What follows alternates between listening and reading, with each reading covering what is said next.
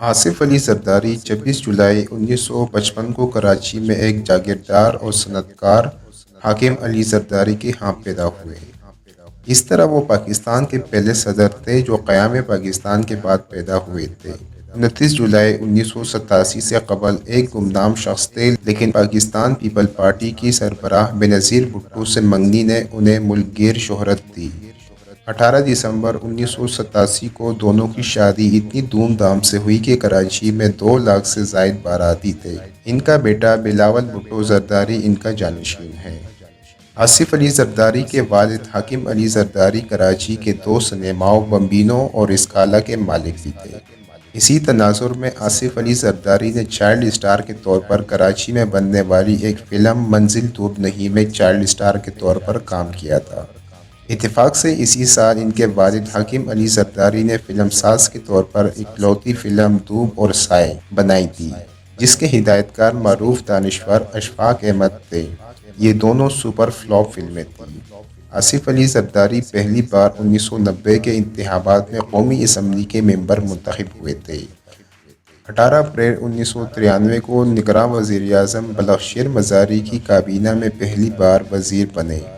12 مارچ 1997 کو سینٹ کے ممبر بنے تھے۔ پاکستان کے 11ویں صدر مملکت آصف علی زرداری حادثاتی طور پر اس عہدے تک پہنچے تھے۔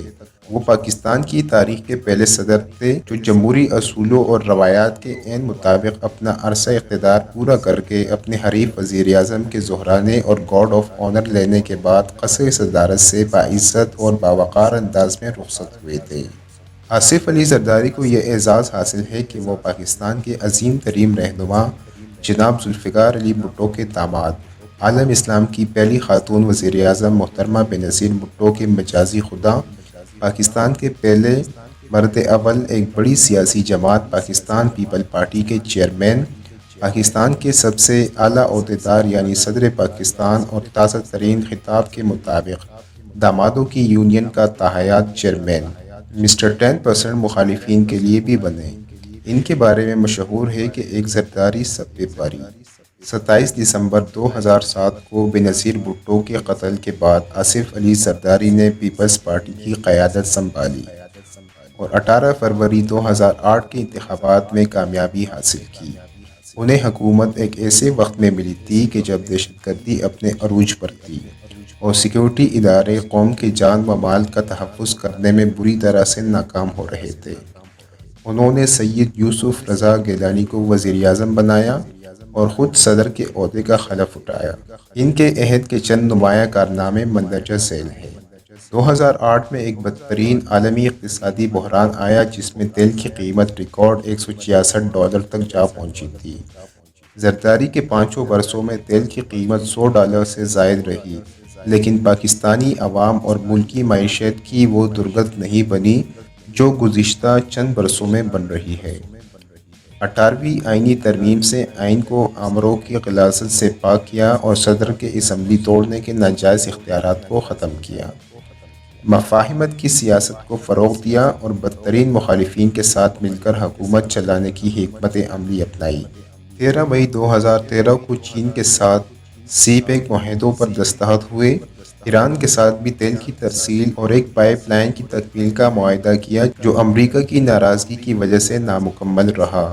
آصف علی زرداری کے دور میں 2 مئی 2011 کو امریکہ نے ایبٹ آباد میں فضائی حملہ کر کے دور حاضر کے سب سے بڑے دہشت گرد اسامہ بن لادن کو ہلاک کیا تھا۔ اس شرمناک واقعے پر پاکستان کی دنیا بھر میں خوب بدنامی اور جگ ہنسائی ہوئی تھی۔ زرداری کے دور میں 2 وزرائے اعظم بدلے اور صوبہ پنجاب میں گورنر راج بھی نافذ ہوا۔ اپنے دور اقتدار میں تمام سازشوں اور ریشہ دوانیوں کا کمال ہنرمندی سے مقابلہ کیا اور مفاہمت کی سیاست کی داغ پیل ڈالی۔ آئین کو اس کی اصل شکل میں بحال کیا۔ میڈیا اور عدلیہ کے جارحانہ رویے کے باوجود صبر و استقامت سے حالات کا سامنا کیا اور سیاسی طور پر کامیاب رہے اور اپنے مخالفین کو قدم قدم پر ناک آؤٹ کرتے رہے۔ بدنام زمانہ سیاسی مقدمات میں تقریباً 11 برس تک جیل میں رہے۔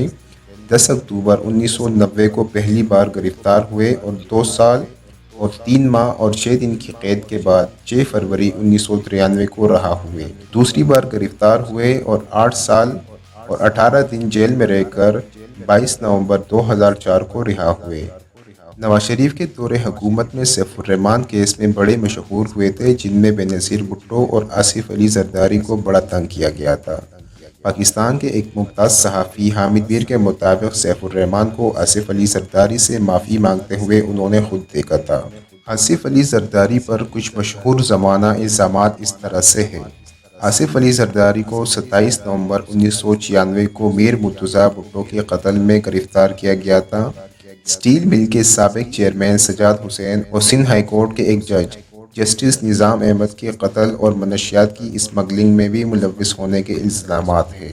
دبئی کی ARY گولڈ کمپنی سے سونے کی درآمد، ہیلی کاپٹروں کی خریداری اور فرانسیسی معراج طیاروں کی ڈیل میں کمیشن، اور اسپین میں oil for food scandals, Hyderabad, Nawabshah اور کراچی میں کئی ہزار ایکڑ قیمتی زرعی اور کمرشل اراضی خریدی، 6 شوگر ملوں میں شیئرز، برطانیہ میں 9، امریکہ میں 9، بیلجیم اور فرانس میں 2 اور دبئی میں کئی پروجیکٹس میں مختلف ناموں سے سرمایہ کاری کی۔